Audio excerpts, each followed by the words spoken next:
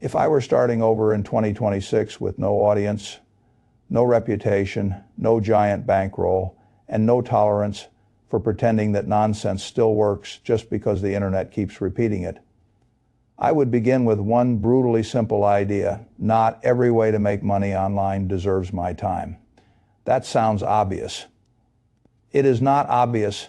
Most people spend years proving they do not understand it. They treat every online business model as though it belongs in one big bucket called opportunity. That is how people lose entire seasons of their lives. They jump into whatever sounds accessible, whatever sounds modern, whatever sounds like other people are getting rich from it, whatever lets them imagine that the gap between where they are and where they want to be can be closed by one clever move. That fantasy is expensive. It is one of the most expensive fantasies in modern economic life, because the internet does not simply give people more opportunities. It also gives them more ways to waste ambition. And wasted ambition is one of the saddest things in the world. A person willing to work, willing to learn, willing to stay up late, willing to risk embarrassment, willing to build, willing to endure uncertainty, and then spending all that energy on a vehicle that was dead the day he found it. That is not merely bad business. That is tragedy wearing the costume of hustle. The first thing I would do, therefore, is classify the field properly. I would divide the online money world into 4 buckets. One bucket is trash. One bucket is easy cash flow for beginners. One bucket is medium difficulty work tied to real business outcomes. And one bucket is the hard long-range bucket, the one that can eventually create assets, equity, systems, and something that may be worth far more than the monthly cash it first produces. That is the map. If you do not have a map, the internet will happily turn you into a tourist in other people's business models forever. And tourists rarely build wealth. They collect opinions, screenshots, and short-lived enthusiasm. Builders collect systems. I have always preferred systems. Now let me begin where honesty requires I begin. The trash bucket. Every era has its graveyard. The modern internet has many. The public still does not understand how quickly a business can move from overhyped to economically dead. The public thinks decline is announced with a trumpet. Usually it arrives quietly. Margins shrink. I replaces the low-value labor. Too many identical sellers flood the same shallow pond. The thing that looked easy becomes something only the platform makes money from. And because the beginner does not know how to recognize a dying model, he enters late, works hard, and then blames himself for being unable to force a corpse to run. That is why classification matters so much. I would not touch NFT flipping. I would not tell a beginner to learn his economic future by treating digital collectibles like lottery tickets with jargon. The hype is over. The game was rigged by insiders long before the crowd noticed. And even the people who thought they made money often discovered later that they merely borrowed timing from someone else. I would not send a beginner into crypto trading either, not because there is never money in it. There is money in all kinds of dangerous places. There is money in casinos too. That does not make casinos a rational first career path for a person who has not yet learned how to make a dollar online in a structured way. Crypto trading moves too fast, punishes emotional instability immediately, and seduces people into believing that speed and intensity are substitutes for edge.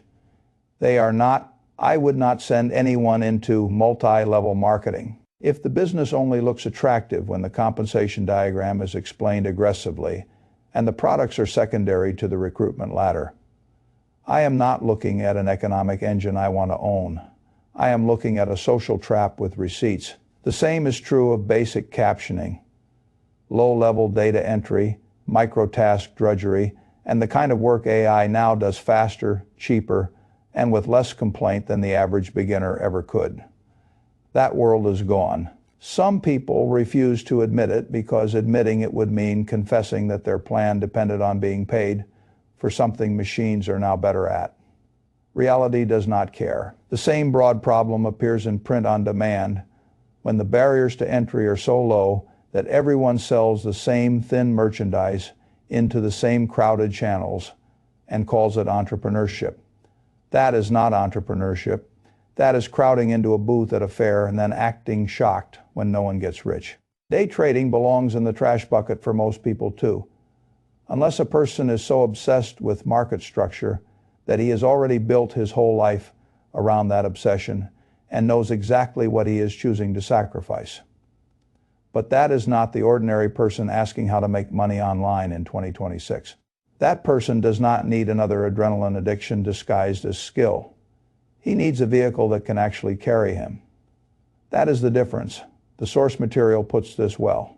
When it says some ideas should be run through a trash filter, is AI replacing it? Is the industry shrinking or going obsolete? Is it easier to lose money than to make money? Those are harsh questions, and they are excellent questions. A serious person should ask them before he spends 6 months pretending friction is progress. Fay file a site, Fay turn 53 file 0 Fay once. You have the trash bucket clean in your head. You can stop drowning in false options and move to the first category that actually deserves your effort, the easy bucket. This bucket matters much more than the crowd thinks. The crowd likes to skip it because the crowd is impatient. It wants the empire immediately. It wants scale immediately. It wants recurring revenue immediately. It wants the software multiple immediately. That is childish. A person who has not yet earned his first real consistent dollars online should not be fantasizing about the empire stage. He should be trying to learn 3 things. How to create a clear offer, how to get the attention of a customer who already has a problem, and how to deliver a result fast enough that cash comes back to him before his courage dies. That is what the easy bucket is for. It is not there to impress anyone. It is there to build the first muscles. This is where simple service skills become beautiful. Short form editing is not beautiful because the work itself is glamorous. It is beautiful because the demand is obvious. Every creator, every brand, every founder trying to look relevant wants more clips, more usable video, more attention extracted from the content they already made. The beginner who can take long material, cut it sharply, package it quickly, and deliver reliably is not changing civilization. He is solving a real problem. That is enough. Social media copywriting sits in this.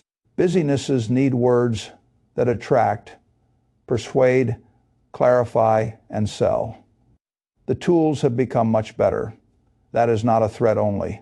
It is leverage for the operator who can get the client, understand the pain, use the tools intelligently, and deliver faster than a chaotic business owner can do for himself. The AI chatbot setup for small businesses belongs here too. So does the AI receptionist. The logic is the same in both cases. A local business is full of time leakage, missed calls, bad qualifications, slow responses, customer questions repeated every day. Booking friction. No one needs a philosophical speech about AI. They need more time back and fewer missed opportunities. If you can come in and install a tool that gives the owner back productive time or captures more leads without demanding he become technical, you are not selling complexity. You are selling relief. Relief pays very well. User-generated content brokering or simple creator matching belongs here too when done well. Brands want real people, not always polished agency gloss. The middleman who can organize creators, deliver content, manage the moving parts, and take a clean cut is not doing something mystical. He is reducing friction inside a growing market. The same logic applies to being a virtual or executive assistant for the right client. This is one of the most underrated starting points for ambitious people because it places them next to someone already operating at a higher level. The assistant is not just earning, he is learning pattern recognition. How decisions get made, how calendars reflect priorities, how leverage is built, how small problems eat important people's time. That is a wonderful apprenticeship if the person is sharp enough to notice what is actually being shown to him. The source material gives a case of a young man who learned to help companies convert long-form content into short-form clips using AI tools and scaled to something like $30,000 a month with only a small handful of clients. That is exactly the point of the easy bucket. It is not low because it cannot make meaningful money. It is easy because the barrier to getting started is skill and execution, not giant capital or institutional access. Fay file a site, Fay turn 53 file 0 Fay, but the money only becomes real when the offer becomes clear. This is where most beginners lose themselves. They sell time. That is the first trap. Never sell time if you can help it. Sell an outcome. If a customer already feels pain around something, then your job is not to describe the hours you are willing to work. Your job is to map your service to the pain, make a specific promise around a result and time frame, reduce risk, and create enough urgency that the customer acts before his own indecision takes over. That is business, not posting, not brainstorming, not looking busy. Busyness. And if the beginner wants his best chance of early traction, he must do something so boring that most people will refuse it. Daily outreach. One real potential customer every day. No negotiation with the habit, set it and do it. Because the truth is brutal. The person who keeps saying nobody wants what he sells is usually refusing to talk to enough people who might actually buy it. That is why the easy bucket matters. It teaches the first enduring discipline of online money. You do not get paid for being interested. You get paid for solving a problem for someone specific.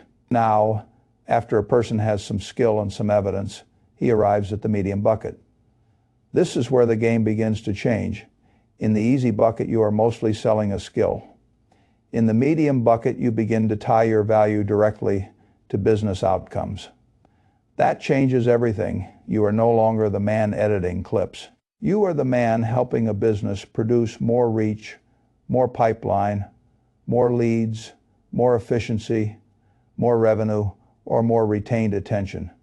That is a different seat at the table, and different seats at the table command different money. This is where AI automation agencies become interesting. Not because AI is fashionable, because businesses are full of waste. A business drowning in repetitive tasks, bad handoffs, sloppy internal systems, missed follow-up, poor workflow, and wasted labor does not need a lecture on innovation.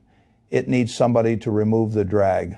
If you can come in and automate customer follow-up, internal processes, onboarding flows, reporting, lead handling, call routing, or some ugly repetitive back office, you are no longer a freelancer in the ordinary sense. You are now an operator solving real problems. That is worth more. The same is true of LinkedIn growth systems. This is not about posting pretty content for vanity. This is about helping leaders acquire attention, authority, trust, inbound opportunity, and deal flow. That is business value. Micro SaaS belongs here too, if the tool is small but real. A tiny product that solves one irritating repeated pain can be much more valuable than a grand software dream that solves nothing well. A workflow helper, a narrow AI tool for a niche audience, a recurring monthly payment for a small but obvious win. That is a lovely model if the pain is real. AI content agencies and motion graphics sit here as well. As AI handles more low-level output, the real separators move upward: taste systems, speed with quality, visual polish, outcome alignment. The person who can combine automation with premium delivery becomes much more valuable than the person still selling himself as a pair of hands. And once again, the source gets something exactly right here. Case studies matter. Outcome-based retainers matter. Selling a monthly outcome instead of one-off time is where predictability and recurring revenue begin to appear in your business life. That shift from task, doer to outcome. Owner is one of the central upgrades in the whole piece. Faithful site, Fay turn 53 file 0 Fay. I like that language because it is adult language, not how many hours. What happened for the client? That is what money respects. Now, eventually, some people want more than monthly cash flow from a service. They want assets. They want enterprise value. They want equity. They want something that can be sold, compounded, or scaled beyond their direct labor. That is the hard bucket. This is where fantasy becomes especially dangerous, because the upside is real. A business in this bucket can create life-changing wealth. That is true. It can also consume years and leave the founder with expensive wisdom and no balance sheet. That is also true. So the right way to approach the hard bucket is not with bravado. It is with sobriety. This is where investing in AI-first founders belongs for the person with capital and judgment. This is where software products built around real AI leverage belong. This is where buying old small businesses and improving them with automation belongs. This is where content combined with commerce and deal flow belongs. This is where subscription communities powered by real curation and usefulness belong. This is where licensing AI playbooks and prompts as intellectual property belongs. What unites all of them is not that they are online. What unites them is leverage, systems, scale, multiples. The possibility that what you are building becomes worth far more than 1 month's income. But the person who skips from zero directly to this bucket without skills, patience, or evidence is usually not being bold. He is being romantic. Romance is a terrible substitute for sequencing. A software product can be magnificent. It can also eat 5 years and teach a man that the market did not need his imagination nearly as much as he thought. The content plus commerce path can create powerful deal flow and enterprise value. It can also become another excuse for endless content without clear monetization. Buying old businesses and layering AI into them can be brilliant because many simple operations are still living in the 1980s. But it can also go badly if the buyer confuses software optimism with operational competence. Again, the difference is not excitement, it is structure. The structure I respect is simple. Tie your strongest skill to a growing industry, systematize the service instead of selling hours. Build a small, strong team, slowly use AI to remove cost and widen margins. Use content intelligently to create inbound opportunity instead of treating content as performance art. This is what the source says in its own language, and I agree with the skeleton of it. The hard bucket is not for people who want faster validation.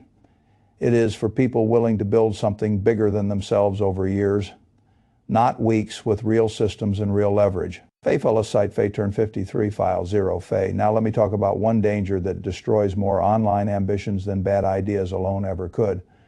Shiny object syndrome, the disease of the modern ambitious amateur. He does not fail because he chose the wrong thing once. He fails because he keeps reintroducing zero into the equation. He starts a thing, gets a little friction, feels uncertainty, then tells himself the smarter move is to switch. Now he is back at zero. He starts again. More friction, more doubt, another switch, back to zero. Do this enough times, and a person can spend 10 years being industrious without ever becoming formidable. This is why I have such respect for focus. Not inspirational focus, practical focus. Pick one thing and stay with it long enough to become dangerous. That is much rarer than people think. The crowd admires winners and underestimates the sheer amount of losing, confusion, boredom, repetition, and flat years that winners endure on the way to becoming winners. The flat years matter. They are where most people leave. That is why the source speaks so strongly about commitment and the need to follow one course until successful. It even uses a sharp time frame of 1,000 days of focus. People can argue about the exact number. I care more about the principle: a person who keeps resetting never gets the compounding benefit of continuity. A person who stays in one lane long enough finally lets skill, reputation, systems, and market understanding stack on top of one another. That is when the curve begins to look unfair to outsiders. Fay file a site, Fay turn 53 file 0 Fay, and that is another reason I like the 4-bucket framework. It gives a person permission to stop pretending all opportunities are equal. They are not. Some are already dead. Some are good for getting the first clean cash in the door. Some are good for moving from freelancer to problem solver. Some are good for building assets. But no one should be trying to stand in all 4 buckets at once. You can do anything. You just cannot do everything at the same time without watering your life down into noise. This is one of the oldest truths in capital allocation too. Focus is where returns get strange. Scattered effort produces scattered results. Now, what would I do if I were young, hungry, capable, and trying to make real money online in 2026? I would begin by clearing the trash without sentiment.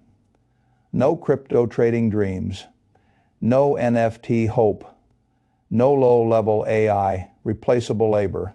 No MLM poison, no fantasy that overcrowded zero-moat models are somehow hidden treasure because someone on the internet smiled while describing them. Then I would choose one easy bucket service with real demand and obvious business pain. I would learn it fast. I would build an offer around outcomes. I would do daily outreach until the market gave me a real answer. And once I had evidence, I would move up the value chain. I would stop being paid for hands and start being paid for business results. Then once I had enough cash, enough pattern recognition, enough discipline, and enough scar tissue from reality, I would begin thinking about the hard bucket. Only then, not because I lack ambition, because I respect sequence. Sequence is what keeps ambition from turning into self-sabotage. The reason most people never get there is that they confuse excitement with progress, complexity with importance, and switching with intelligence. I do not want any of those illusions. I want proof. I want systems. I want outcomes. I want ownership, and I want the discipline to stay in one path long enough that the path has a chance to reward me. That is the real way to make money online in 2026. Not by touching everything, by rejecting most things. Then choosing the right vehicle for the stage you are actually in. That is the grown-up version. That is the version with a chance, and in my experience, the version with a chance is the only one worth your life. That is the standard I trust, and it is the standard I would build around again.